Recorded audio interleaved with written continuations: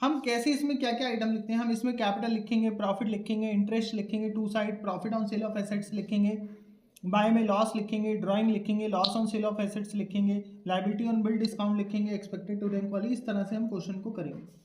अगर हम इस क्वेश्चन को पढ़ें तो यहाँ पर डेबिट क्रेडिट दे रखा है, 2005 में इंसॉल्वेंट हुए भगवान, estimated to realise on rank दे रखा है क्वेश्चन में। तो देखते हैं एसेट्स की अगर मैं बात करूं, बिल्डिंग 70,000 की है, 60,000 की रियलाइज हुई, यानी कि यहाँ पे हमारा क्या आ रहा है, loss on sale of assets. Loss on, किसी को कोई डाउट हो तो मुझसे पूछ भी सकते हैं। Loss on sale of assets में बिल्डिंग की बात कर रहे हैं, बिल्डिंग हमारी 70,000 की थी, 60,000 की बिकी, यानी कि बिल्डिंग पर 10,000 रुपये का लॉस हो गया। मशीनरी हमारी 3 लाख की थी, 2,40,000 की बिकी, यानी कि 60,000 का मशीन पे लॉस हो गया। इलेक्ट्रिक मशीनरी 220 की थी, 220 की बिकी। फर्नीचर हमारा 60,000 रुपये का था, 30,000 का बिका, यानी 30,000 का लॉस हुआ। स्टॉक इन ट्रेड 13 लाख का था, 9 लाख का बिका, यानी कि स्टॉक मार हमारा यहाँ पे 4 लाख रुपीस का लॉस हो गया, 4 लाख का। बुक डेब में डेटर की बात करें, डेटर गुड तो पूरे सही रहते हैं। डाउटफुल और बेड को जोड़े तो डाउटफुल पे 40,000 मिले तो 60,000 का लॉस हो गया, बेड में 1 लाख का लॉस, यानी कि 1,60,000 का लॉस हो गया। इन्वेस्टमेंट जितने के थे उतने के बिके। मॉर्गेज वगैरह हम जब प्रेफरेंशियल क्रेडिटर चेक करेंगे या पार्टली सिक्योर या फुल्ली सिक्योर तब देखते हैं, वैसे यहाँ पहचान लेते हैं। Mortgage on electric machinery 2 lakh रुपए का लोन है मशीन पर, और इलेक्ट्रिक मशीन बिकी कितने की है, 2,20,000, यानी कि कैसे क्रेडिटर हो गया, फुल्ली सिक्योर क्रेडिटर हो गया, 2 लाख का सरप्लस। यहाँ पर अगर मैं बात करूँ, हमारी यहाँ पे लोन है partly secure on investment, 8 lakh का लोन है और इन्वेस्टमेंट की वैल्यू हमारी 3,20,000 रुपये, यानी कि पार्टली सिक्योर उन्होंने खुद ही बोल दिया। दूसरा लोन है fully secure by line on stock in trade, 2,000 का लोन है फुल्ली सिक्योर। अब देखिए यहाँ पे जो सिक्योरिटी की वैल्यू है वो 13 लाख रुपए का स्टॉक है, जिससे 9 लाख रुपए रियलाइज हो रहे हैं, और हमारा जो लोन है वो 2 लाख रुपए का, तो 2,000 रुपए का है, तो 2,000 के लोन के लिए पूरी सिक्योरिटी तो नहीं रख देंगे।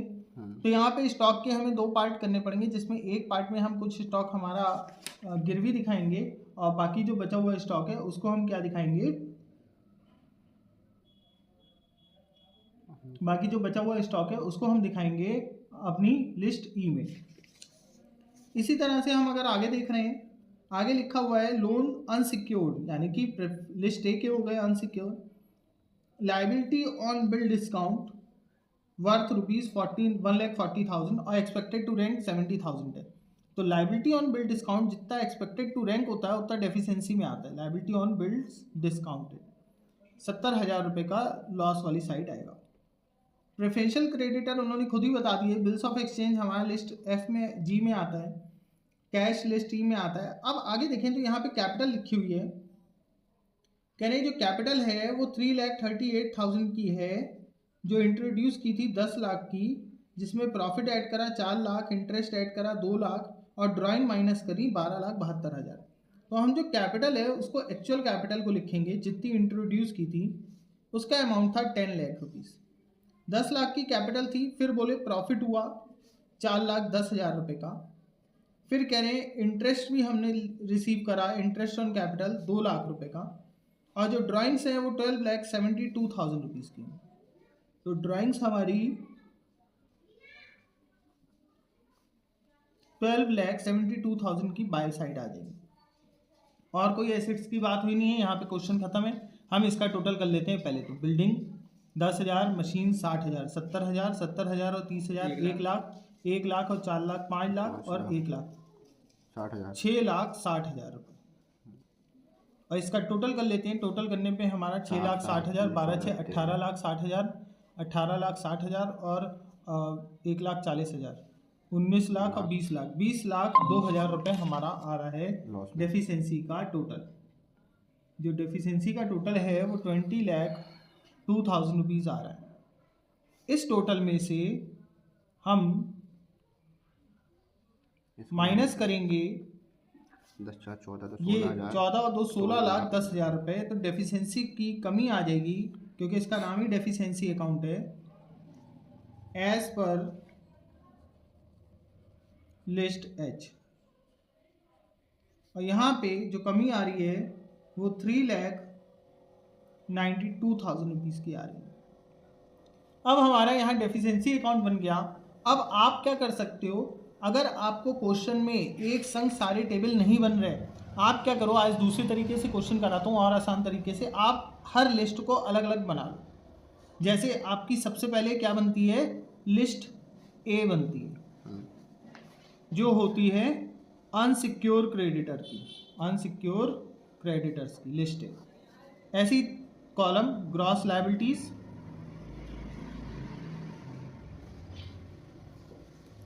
Expected to rank, liabilities expected to rank, और एक्सपेक्टेड टू रैंक। इससे क्या होगा, आपको एकदम से अमाउंट पता लग जाएगा कि आपको स्टेटमेंट ऑफ अफेयर्स में क्या लिखना है। ठीक है, थोड़ा बड़ा हो जाएगा क्वेश्चन, लेकिन आसान तरीका है ये लिखने का। देखिए, अगर मैं ग्रॉस अनसिक्योर क्रेडिटर की बात करूं तो ऐसे क्रेडिटर जिन पे कोई सिक्योरिटी नहीं है वो अनसिक्योर है। यहाँ पे हम बात करते हैं क्रेडिटर्स की, जो क्रेडिट साइड होगा वो क्रेडिटर होगा क्वेश्चन में। मॉर्गेज, इलेक्ट्रिसिटी, मशीन यानी कि पार्टली या फुल्ली सिक्योर है। इन्वेस्टमेंट पे, स्टॉक पर, अनसिक्योर लोन। एक पहला पॉइंट बताया अनसिक्योर लोन। अनसिक्योर लोन का अमाउंट है आपका 15 लाख रुपीज़ ग्रॉस में, और एक्सपेक्टेड टू रैंक भी 15 लाख रुपीज़। इसके बाद liability on bill discount, liability on bill discount, liability on bill discount आपका है क्वेश्चन में 1,40,000 रुपये का, और यहाँ पे 70,000 रुपये का आपका एक्सपेक्टेड टू रैंक है। जब हम इसका टोटल करेंगे तो ये 16,40,000 रुपये आ जाएगा ग्रॉस लायबिलिटीज़ का, और एक्सपेक्टेड टू रैंक का आ जाएगा 15,70,000 रुपये। ठीक है, जैसे लिस्ट ए बना ली ऐसे ही लिस्ट बी बना लीजिए, जो कि होती है आपकी फुल्ली सिक्योर क्रेडिटर की, fully secure creditors. List B में आपका सबसे पहले अगर हम चेक कर पा रहे हैं तो मशीनरी, जो इलेक्ट्रिक मशीन है वो फुल्ली सिक्योर है। तो ग्रॉस साइड आप यहाँ पे अमाउंट, लायबिलिटी का अमाउंट लिखेंगे, और यहाँ पे मॉर्गेज है मशीनरी पर, मॉर्गेज का जो अमाउंट है वो 2 लाख रुपीज़ है, और जो सिक्योरिटी है वो मशीनरी की सिक्योरिटी है, और मशीन है 2,20,000 की। यानी कि यहाँ पे 20,000 रुपीज़ का क्या बच रहा है, सरप्लस बच रहा है। ठीक है, सरप्लस। इसके बाद ग्रॉस लायबिलिटी में 2 लाख रुपीज़ लिखेंगे। इसके बाद जब हम स्टॉक की बात करेंगे, ऐसे क्रेडिटर जो स्टॉक पे सिक्योर है वो भी फुल्ली सिक्योर माने जाएंगे। हम ये मानेंगे ये जो क्रेडिटर हैं इनसे 2,000 रुपये लेने थे, और इनको पास स्टॉक भी 2,000 रुपये के अमाउंट का गिरवी रखा होगा, तो यानी कि इनसे कोई सरप्लस नहीं बचेगा। वरना ऐसे तो 2 लाख रुपये का 13 लाख रुपये का स्टॉक है, उस पर 9 लाख रुपये रिसीव हो रहे हैं, तो वो 2,000 रुपये के लिए नहीं कोई भी गिरवी रखेगा, यहाँ पे नील आ जाएगा। ठीक है, और यहाँ का टोटल 2,02,000 रुपीज़ हो जाएगा। अभी इसको फिर से दोबारा आपको फ़ोटो खींच के भेजूंगा और समझ में आएगा आपको। जैसे अनसिक्योर बनाया, फुल्ली सिक्योर बनाया, ऐसे ही आप लिस्ट सी बना सकते हो, partly secure creditor, partly secure. Partly secure creditor में आपकी ग्रॉस लायबिलिटीज, लायबिलिटीज के नेम और एक्सपेक्टेड टू रैंक।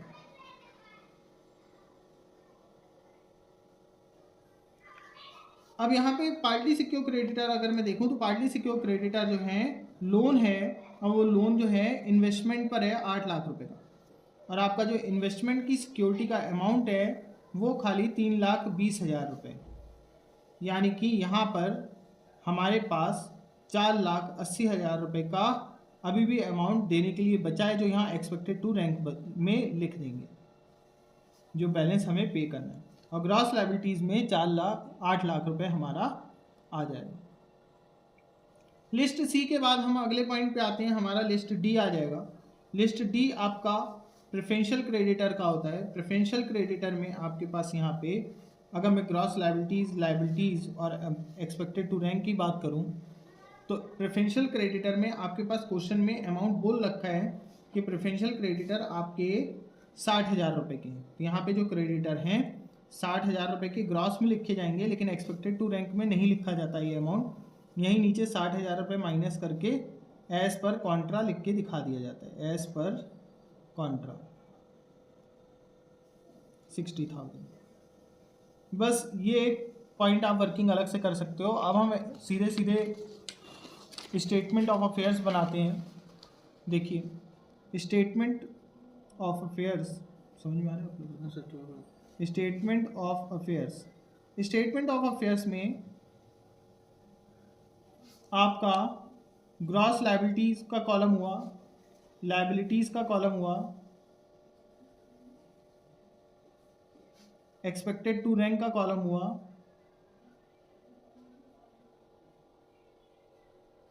एसेट्स का कॉलम हुआ और एस्टिमेटेड टू प्रोड्यूस का कॉलम हुआ।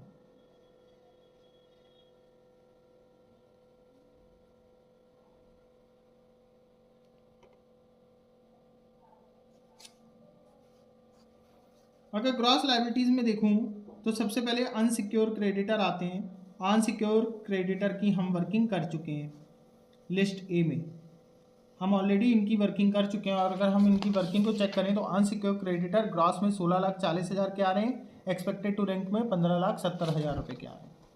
यहाँ सीधे सीधे लिख लेंगे 16,40,000, एक्सपेक्टेड टू रैंक में आ जाएंगे 15,70,000 रुपये, 15,70,000। इसके बाद अगर मैं फुल्ली सिक्योर क्रेडिटर की बात करूं जो लिस्ट बी में आते हैं, फुल्ली सिक्योर क्रेडिटर जो कि आपके लिस्ट बी में आ रहे हैं, लिस्ट बी की भी हम वर्किंग नोट बना चुके हैं और लिस्ट बी में सरप्लस बच रहा है 20,000 रुपये का और ग्रॉस में आ रहा है 2,02,000 रुपये। तो फुल्ली सिक्योर क्रेडिटर में ग्रॉस में तो 2,02,000 आ जाएगा और यहाँ पर अंदर कुछ आएगा नहीं। और यहाँ पे हम वर्किंग करके दिखा देंगे कि क्रेडिटर 2,02,000 रुपये के थे, जिसमें हमारी सिक्योरिटी जो स्टॉक और मशीन मिलाकर 2,20,000 रुपये की 22,000 रुपये की दे रखी थी। जो सिक्योरिटी थी वो 2,22,000 की थी, तभी हमारे पास यहाँ पे क्वेश्चन में 20,000 रुपये का सरप्लस बच गया, सरप्लस एज पर कॉन्ट्रा। इसके बाद हम लिस्ट सी की बात करेंगे। लिस्ट सी जिसमें हमारे पार्टली सिक्योर क्रेडिटर आते हैं, जिनका एक पार्ट सिक्योर होता है। लिस्ट सी की भी हम वर्किंग कर चुके हैं और लिस्ट सी में क्या हो रहा है, 8 लाख रुपए की ग्रॉस लायबिलिटीज़ है और इन्वेस्टमेंट माइनस करके अभी भी 4,80,000 रुपये हमारे पेड करना बाकी है। यानी कि ग्रॉस लायबिलिटीज़ 8 लाख रुपीज़ की है और यहाँ पे हमने क्या करा था, क्रेडिटर 8 लाख के थे, उसमें हमने 3,20,000 रुपये का इन्वेस्टमेंट था हमारे पास और इस इन्वेस्टमेंट में हमने 8 लाख रुपए को माइनस करा तो हमारे पास 4,80,000 रुपये अभी भी बाकी हैं देना। इसके बाद लिस्ट डी की बात करते हैं। लिस्ट डी में हमारे पास प्रेफरेंशियल क्रेडिटर हैं।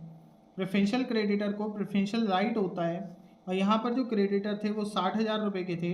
उन 60,000 रुपये के क्रेडिटर को ग्रॉस लायबिलिटीज़ में लिखा जाएगा और उसके बाद माइनस करके लिख दिया जाएगा एज पर कॉन्ट्रा 60,000 रुपये। सर अभी आया मेरे एक ऑर्डर आया है। हाँ ठीक है, ले आओ ऑर्डर। इसके बाद हम इसका टोटल कर लेंगे, आराम से आना कहीं ऑर्डर निकल जाए। इसके बाद हम एसेट्स की बात करेंगे। इसका टोटल आ जाएगा, यहाँ पे टोटल अगर हम कर लें, इसका टोटल आ रहा है हमारा जो ग्रॉस लायबिलिटीज़ है, इसका टोटल आपका आ रहा है 27,02,000 और स्टेटमेंट ऑफ अफेयर का टोटल आएगा यहाँ पे 20,50,000 रुपये।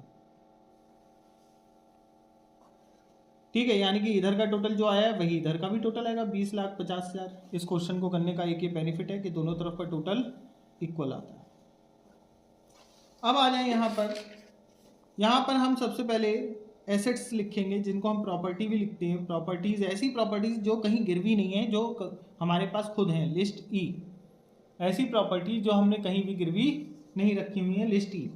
लिस्ट ई में बात करें अगर मैं देखूं तो बिल्डिंग हमारी कहीं भी गिरवी नहीं थी। बिल्डिंग जो 70,000 रुपीज़ की थी, जिस पर 60,000 रुपीज़ रियलाइज़ हो रहे थे। इसके बाद मैं बात करूं, मशीन हमारी कहीं भी गिरवी नहीं थी। मशीन जो कि 3 लाख रुपए की थी, जिस पे 2,40,000 रुपये मिल रहे थे। इसके बाद इलेक्ट्रिक मशीन हमारी गिरवी पड़ी हुई थी। फर्नीचर हमारा कहीं भी गिरवी नहीं था। फर्नीचर जो कि 60,000 रुपये का था, जिस पर 30,000 रुपये रियलाइज़ हो रहे थे। स्टॉक इन ट्रेड की बात करूं तो स्टॉक इन ट्रेड का अंदर अमाउंट लिखने की ज़रूरत नहीं। यहाँ आपको 13 लाख रुपए अगर आप लिखोगे तो कन्फ्यूज़न होगा, क्योंकि 2,000 रुपये की वहाँ हमने कैलकुलेशन करी, वहाँ भेजे हुए हैं 2,000 रुपये। तो स्टॉक इन ट्रेड आपके पास 8,98,000 रुपीज़ का आएगा। 9 लाख रुपए का टोटल स्टॉक था, 2,000 रुपये का गिरवी हो गया प्रेफरेंशियल फुली सिक्योर क्रेडिटर को, 8,98,000 यहाँ पे आएगा। इसके बाद एक दो लाइनें छोड़ देते हैं क्योंकि यहाँ पे कैश वगैरह भी है, कैश भी लिख दे रहे हैं हम यहाँ पे। कैश 2,000 रुपीज़ का है। इसके बाद देखें अगर हम डेटर्स की, तो डेटर्स जो कि लिस्ट एफ में आते हैं, इसमें 3 कैटेगरी बता रखी हैं, गुड, डाउटफुल